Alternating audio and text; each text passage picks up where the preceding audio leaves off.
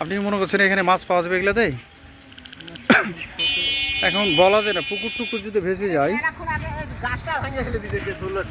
তাই ওইটা গাছ ভেঙে গেছে।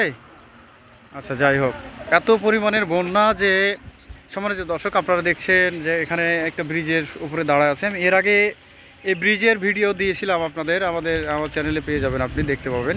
তো এত পরিমাণে আমাদের এলাকায় বৃষ্টি হয়েছে যে বৃষ্টির এতে মানে তীব্রতা, এত বেগ বা গাছ টাছ ভেঙে যাওয়ার উপক্রম আপনারা দেখতে পাচ্ছেন। এই যে দেখেন, আমি যদি একটু করে দেখাই, জুম করে দেখাই আপনাদের, আপনি দেখতে পাচ্ছেন এই দেখেন পানির স্রোত কত।